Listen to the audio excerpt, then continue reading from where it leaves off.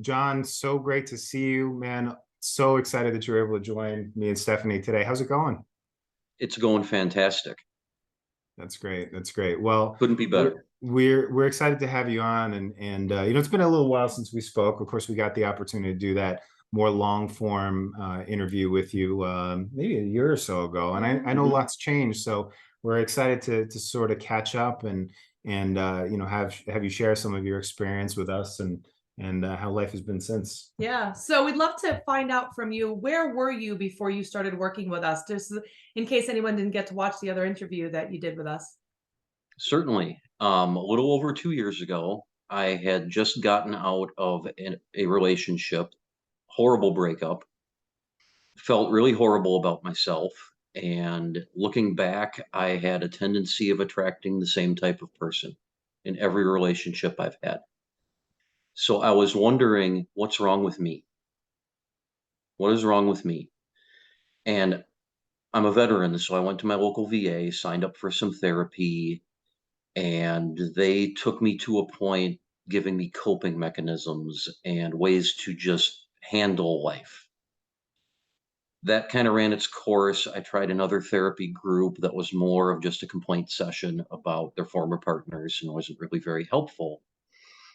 So I stumbled across your group on Facebook one day, probably because I was looking at other therapy sites or whatever.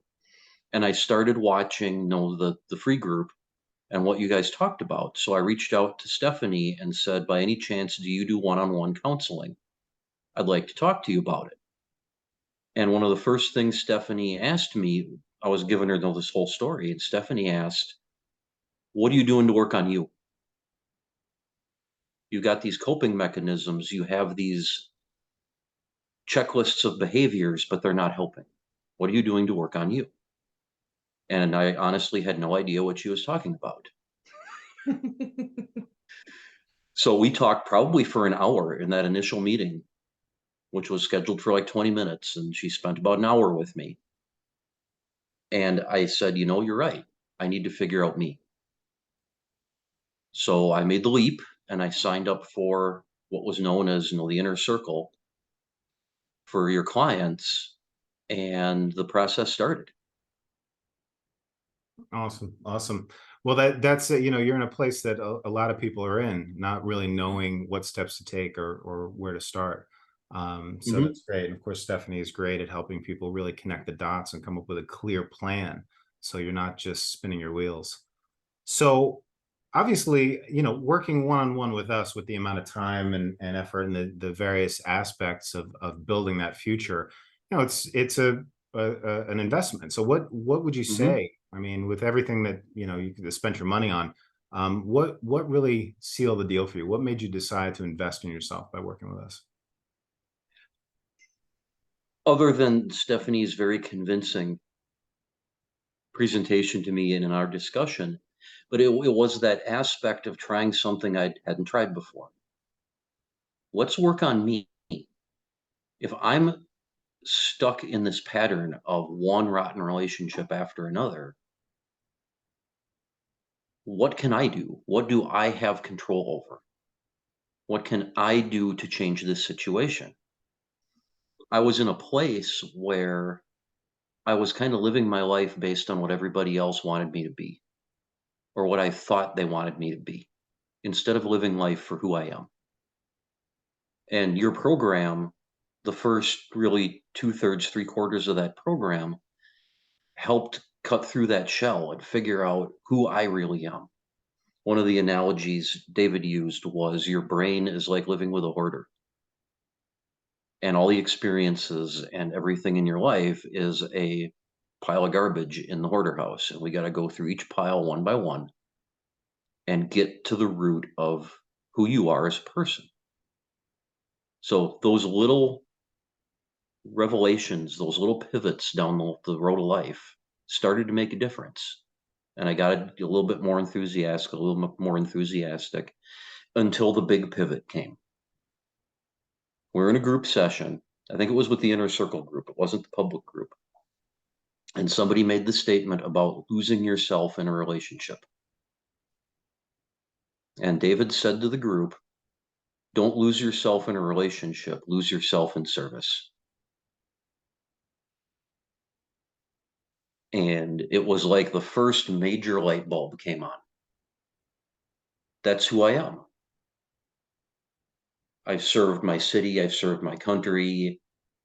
I am a servant type of an individual. That's part of who I am. And that's when it all started to kind of snowball down the right direction. So you kind of felt, not that, of course, you needed external validation, but it seems like there was that internal sort of recognition of who you are as a caring, compassionate person of service. Would you say? I think that's exactly it. And it's not necessarily a cookie cutter for every single person. But in my situation, that statement resonated so hard that I was finding out who I really was at my core so I could live life for me and my values, not what others wanted me to do. Yeah. So you've done therapy, you've done groups, you've done other things like that. What was it like working with David and I versus all the other things you've tried before? The other things I was working on were superficial. They were bandages. They were treating symptoms, not the disease. When I found you guys, and I think it was even Stephanie made a comment about along these lines, all that stuff is great for you to get by. How are you going to thrive? And turning the focus of my work on myself instead of trying to deal with all these symptoms changed all that. It was what I needed. And I'm sure it's what a lot of other people need too. That's awesome. Yeah. So you talked some, John, about some of these shifts, and I know you've talked before about breakthrough moments. I mean, sometimes we find that even small shifts can make a big difference. But in terms of those pivotal moments you were talking about, would you say they were little shifts or big shifts, or? That they were mostly little, but I'm an engineer by trade, so I get like geometry and angles and stuff. The smallest little deviation in your path changes your course. And then you have another small little deviation that changes your course. I was fortunate I had the big one in talking in group, but a little change, a simple little change of feeling good about being able to get out of bed in the morning, Mhm. looking forward to your day because you're living life for you. That little affirmation can change everything.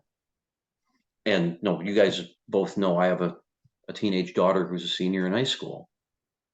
And while I was going through your program, she was splitting time between her mother and I.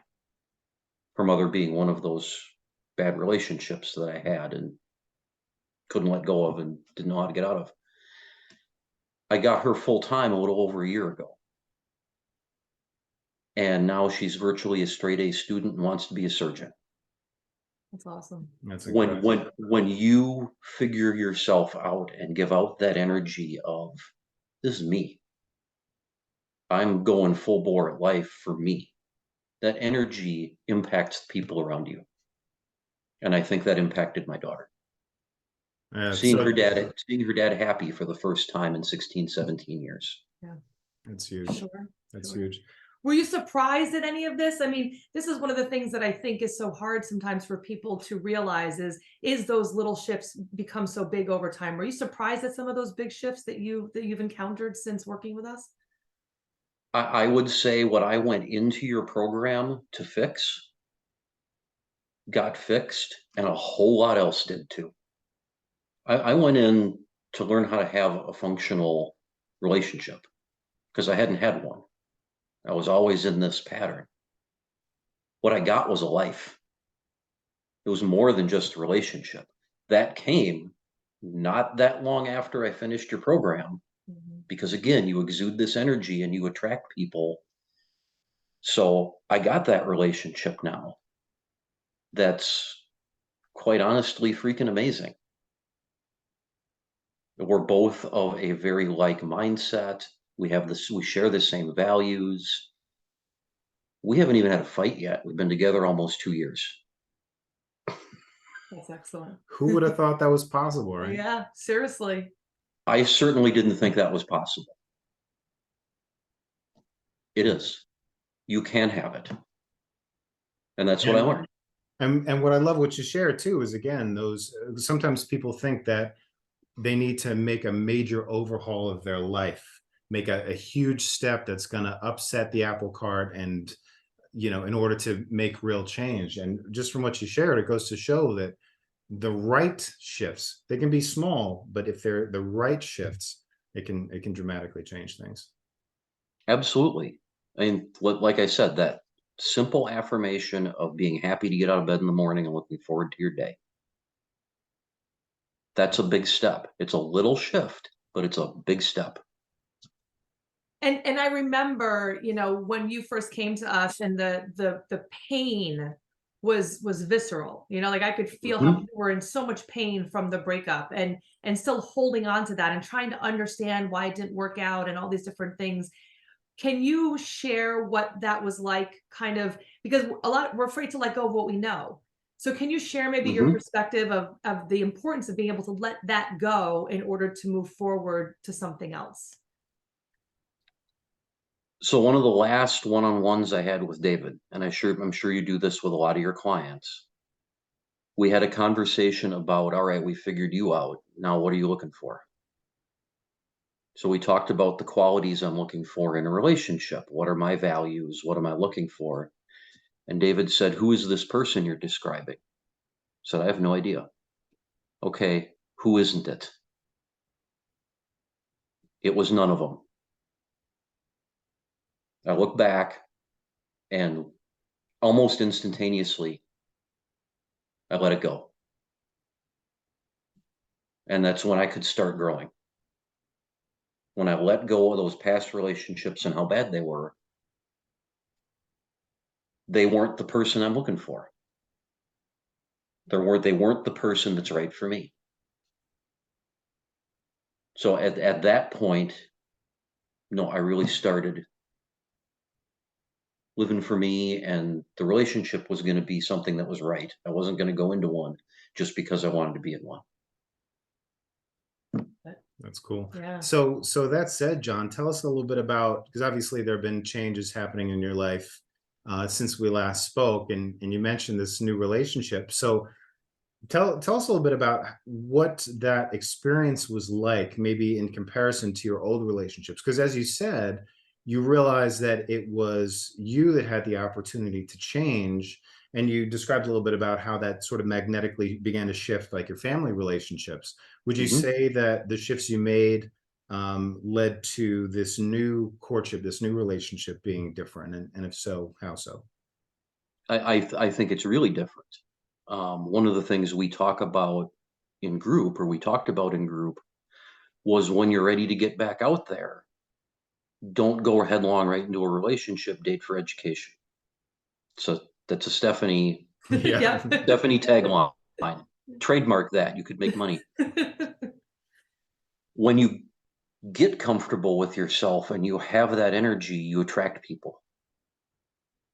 Some of them aren't what you're looking for. Some of them are what you're looking for. So I went back out there and started dating for education, saw a few women for a few weeks, and no, this just isn't right, or they said this isn't right.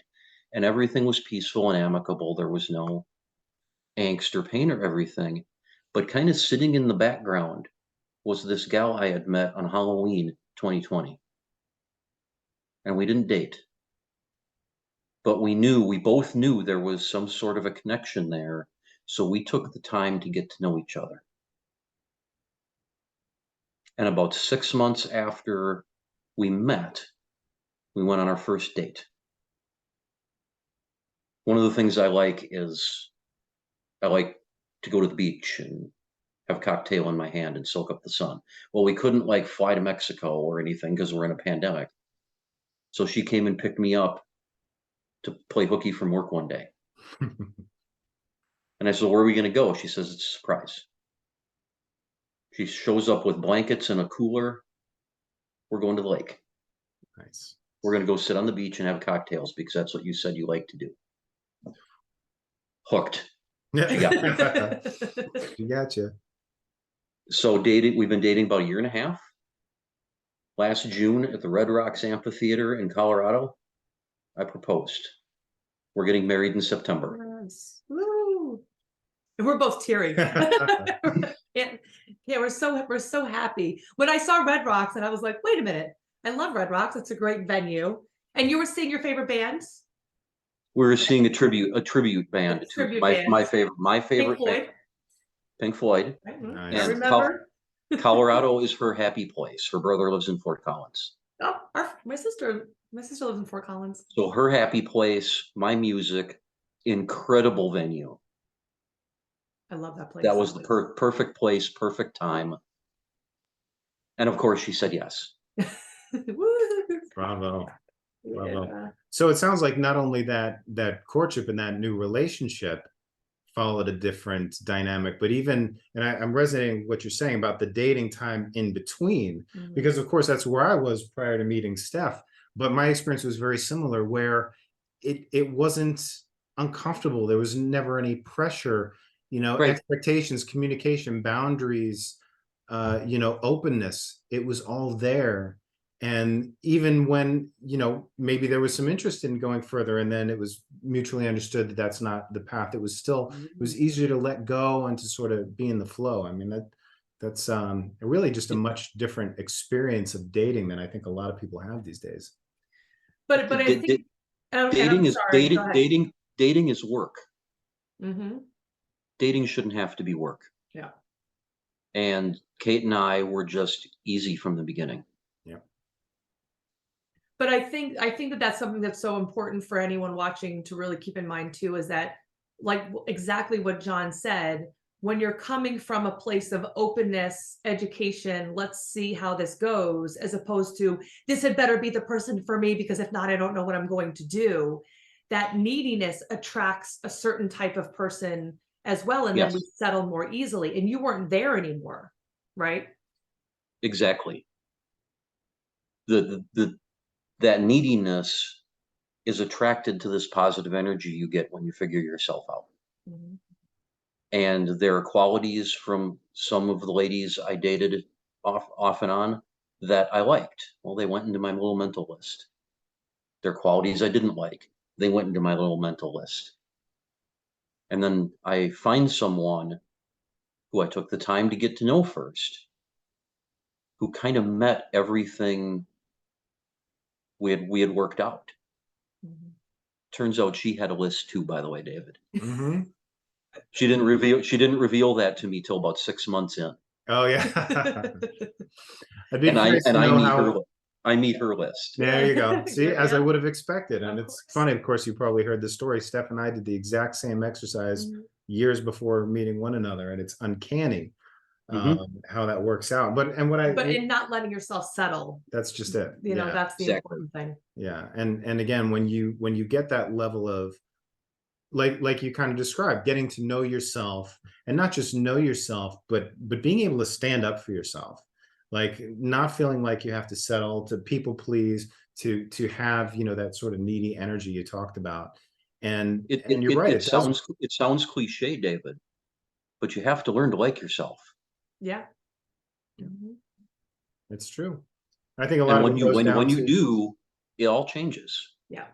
And letting go of what doesn't serve you, even if it doesn't feel right. And I think that's an issue a Right. lot of times we have too, of like, oh, but I want it to work out so badly. We're willing to go through so much uncomfortable feelings because we want it so badly to work, where instead it's better to let it go, even though it hurts and is uncomfortable. Letting that go is the only way to get us to the next place. Well, in the unpacking phase of the program, I had been around 50 years. I had been through a lot of stuff.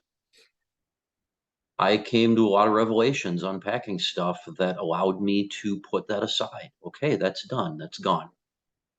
That's in the great dumpster, going to get hauled out of my house. Yeah. You put in that work, you wind up in a much brighter place. Awesome. So what's in the future for John and Kate? What do you see coming up in the months and years to come? Well, we set the wedding date. We both have high school seniors. We want to get them off graduated and on to their next phase in life. So September of 23, we will have a nice small ceremony. You two will be invited to it. I wouldn't have gotten here without you, and I will not forget that. And then I have about 6 years to retirement. And I don't know what's going to happen after that. Well, it sounds like you've got a whole new set of possibilities opened, and I know for The people world, of all is wide open. Yeah. well, for people of all ages, we start to recognize after a point that that kind of relationship, the kind of relationship you found, the kind that we found and created is one of the most important aspects of living a rich, deeply fulfilling life. And while we teach, emotional self-reliance and how to love yourself, there's a point where you fill up your own cup, and then you're able to give and to attract from that abundance. And I just can't say it enough, John. We're so pleased and honored and just happy for you and excited to see all the stuff that's come up. And we'll be the first to say, like, this is due in large part to your willingness to step up, to be willing to invest not just the money, but the time and the attention to partner with us, do that unpacking, do that reframing. And again, with Stephanie's insight into relationships, how to recognize the red flags, how to know what a healthy relationship actually looks like. And then, of course, you and I working together in the Psych K world to take that wisdom and make it real for you so you could become the person who naturally attracts all those good things. Like that's, it's just a powerful 1-2 punch. And your experience, your life now is just proof that it's possible. It's possible for anyone. To restate something Stephanie said earlier, being able to identify those things that aren't you with somebody else. That doesn't mean they're bad. It just means you're not going to work. And if I can put in 2 quick little plugs. Sure. If somebody's on the fence, not knowing if they want to join you guys, it's worth it. Not only me, you have a long list of clients who could tell you it's worth it. And the second one is, if you're a guy, it's okay to get help. That's a lot of guys shove it down their leg and say, oh, I'm just going to deal with it, or they do other things to deal with it that are doing themselves damage. It's okay to get help. You come out better on the other end. Agreed. Thank you so much, John. We really appreciate that. As always, a distinct pleasure to have you with us. And of course, like we're holding back tears over here out of joy and humility too. But like we'll be looking for that invitation in the mail, and we would love to be able to come and share in your joy and your blessings. So thank you so much, John. Yeah, thanks. You might have to PM me your mailing address so we can send you something. Yeah, we can do that. We can do that for sure. Awesome. Thanks so much for joining us again. And I know a lot of people are going to get a lot out of watching you share. So I'm glad to help. I'm glad to help the two of you. I'm glad to help people who sign up with your program. Thanks, man. Thank you.